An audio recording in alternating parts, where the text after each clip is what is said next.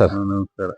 Sir ಈಗ ಅಪ್ಸೈಟ್ ನೀವು use ಮಾಡ್ತಾ ಇದ್ದೀರಾ? ಮಾಡ್ತಾ ಇದೀವಿ. ಸೊ ಇದಕ್ಕಿಂತ ಮುಂಚೆ ಯಾವಾಗ ಯೂಸ್ ಮಾಡಿದ್ರಿ ನೀವು? ನಾವು 3-4 ತಿಂಗಳಿಂದ ಮಾಡ್ತಾ ಇದೀವಿ. ಓಕೆ, 3-4 ತಿಂಗಳಿಂದ ಯೂಸ್ ಮಾಡ್ತೀರಾ. ಸೊ ಅದರಿಂದ ಏನೇನ್ ಸರ್ ನಿಮ್ಗೆ ಉಪಯೋಗಗಳು, ಲಾಭ ಇಲ್ಲ ಏನೇನ್ ನಿಮ್ಗೆ ಬೆನಿಫಿಟ್ಸ್ ಏನ್? ಏನೋ ಚೆನ್ನಾಗಿ ಭೂಮಿ ಎಲ್ಲ ಚೆನ್ನಾಗಿ ಒಳು ಬರ್ತದೆ, ಒಳ್ಳೆ ಬರ್ತದೆ, ಡ್ರಿಪ್ಗಳೆಲ್ಲ ಕ್ಲೀನ್ ಆಗ್ತವೆ, ಬೆಳೆಗಳಿಗೂ ಸ್ವಲ್ಪ ಚೆನ್ನಾಗಿ ಇಂಪ್ರೂವ್ಮೆಂಟ್ ಆಗ್ತವೆ. ಬೆಳೆ ಚೆನ್ನಾಗಂದ್ರೆ ಗೊಬ್ಬರ ಚೆನ್ನಾಗಿ ಎತ್ ಕೊಡ್ತದೆ ನಿಮ್ಗೆ.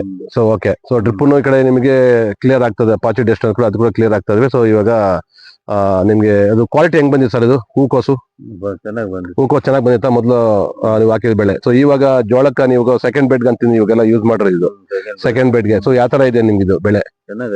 ಚೆನ್ನಾಗಿದೆ. ಸೊ ಇದೆಲ್ಲ ರೈತರು ಯೂಸ್ ಮಾಡ್ಬೋದಾ? ಮಾಡ್ಬೋದು, ಖಂಡಿತ. ಸೊ ಲಾಭ ಗಳಿಸ್ಬೋದ ಅವರು? Okay sir. ಸರ್ ನಿಮ್ಮ ಊರು ಸರ್? ಕಾಕಿನತ್ತ. ಯಾವುದು ಜಿಲ್ಲೆ, ತಾಲೂಕು? ಕೋಲಾರ ಜಿಲ್ಲೆ, ಕೋಲಾರ ತಾಲೂಕು. ಓಕೆ, ಸೊ ಇವಾಗ ನೀವು ಯೂಸ್ ಮಾಡ್ಬೋದು ಹಂಗಾದ್ರೆ, ಎಲ್ಲ ರೈತರು ಯೂಸ್ ಮಾಡ್ಬೋದು. ಓಕೆ, ಸೊ ನೋಡಿದ್ರ ಸ್ನೇಹಿತರೆ, ಇವಾಗ ನಮ್ಮ ರೈತರ ಯೂಸ್ ಮಾಡ್ತಿದ್ದಾರೆ ಅವಾಗ. ಸೊ ಮೊದಲೇ ಅದು ಹೂಕೋಸ್ ಹಾಕಿದ್ರೆ ಅದಕ್ಕೆ. ಸೊ ಚೆನ್ನಾಗಿ ಅದು ಬೆನಿಫಿಟ್ ಚೆನ್ನಾಗಿದೆ ಅಂದ್ರೆ ಕ್ವಾಲಿಟಿ ಚೆನ್ನಾಗಿ ಮೇಂಟೈನ್ ಮಾಡಿದೆ ಸೊ ಅನ್ನೋದನ್ನ. ಸೊ ಭೂಮಿದ ಹಾಕಿದ ಗೊಬ್ಬರಗಳನ್ನ ಚೆನ್ನಾಗಿ ಎತ್ಕೊಟ್ಟಿದೆ. ಸೊ ಚೆನ್ನಾಗಿ ಡೆವಲಪ್ಮೆಂಟ್ ಕೂಡ ಮಾಡ್ಕೊಟ್ಟಿದ್ದಾರೆ. ಕಮ್ಮಿ ಖರ್ಚಲ್ಲಿ ಹೆಚ್ಚಿನ ಬೆಳೆ ಅಂತ ತಗೊಂತಾ ಇದೆ. ಸೊ ಏನಕ್ಕೆ ಅಂತಂದ್ರೆ ಇದು ಈ ಅಪ್ಸೈಟಿನ ಏನು ಅಂತಂದ್ರೆ ಇದು ಮಾಡ್ತಕ್ಕಂತ ಕೆಲಸ ಏನು ಅಂತಂದ್ರೆ ಅಪ್ಸೈಟಿ ಮೈನ್ ಇವಾಗ ನಾವು ಬಿಡೋದ್ರಿಂದ ಭೂಮಿ ಅದನ್ನ ಲೂಸ್ ಮಾಡ್ಕೊಂತದೆ, ಒಳಿವು ಮಾಡ್ಕೊಂತದೆ.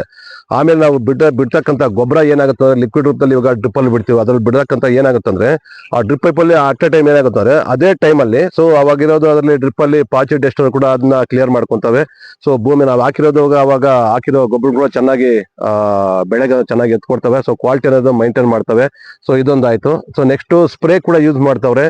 ಸೊ ಲೀಟರ್ ಬಂದು 1/2 ml. ಸೊ 200 ಲೀಟರ್ ಡ್ರಮ್ಗೆ ಬಂದ್ಬಿಟ್ರೆ ನೀವು 100 ml ತನಕ ಹೋಗ್ಬೋದು. ಸೊ ಓಕೆ, 80 ml ಇಂದ 100 ml ತನಕ ಹೋಗ್ಬೋದು. ಸೂಪರ್ ಆಗಿ ನೀವು ಸ್ಪ್ರೆಡ್ ಮಾಡ್ಕೊಂತ ಒಳ್ಳೆ ಆಕ್ಟಿವೇಟ್ ಮಾಡುತ್ತೆ. ನಿಮ್ಮ ಹಾಕಿರೋ ಮದ್ದು ಕೂಡ ಚೆನ್ನಾಗಿ ಇಟ್ಕೊಳ್ಳುತ್ತೆ. ಸೊ ಗಾಳಿಗೆ ನೀವು ಅಲ್ಲಾಡಿದ್ರು ಕೂಡ ಸೊ ಮಳೆ ಬರ್ಲಿ ಸೊ ಅದನ್ನ ಒಂದ್ಸರಿ ಇಟ್ಕೊಂಡ್ಮೇಲೆ ಅದನ್ನ ಚೆನ್ನಾಗಿ ಅದು ಸ್ಪ್ರೆಡ್ ಮಾಡ್ಕೊಂಡ್ಮೇಲೆ ಯಾವ್ದೇ ತರದ್ದು ನಿಮ್ಗೆ ನಷ್ಟ ಆದ್ರೂ ಕೂಡ ನಿಮ್ಗೆ ಮಾಡೋದಿಲ್ಲ. ಸೊ ಆ ತರ ಒಂದು ಸೊ ರೈತರ ಬಗ್ಗೆ ನೀವು ತಿಳ್ಕೊಂಡ್ರಲ್ಲ, ಅವ್ರ ಮೂಲಕ ಏನೇನು ಈಗ ಬೆನಿಫಿಟ್ ಅಂತ ಅಂದ್ಬಿಟ್ಟು ಸೂಪರ್ ಆಗಿದೆ ಸರ್. ಎಲ್ಲ ಯೂಸ್ ಮಾಡ್ಬೋದಲ್ಲ? Okay sir, thank you.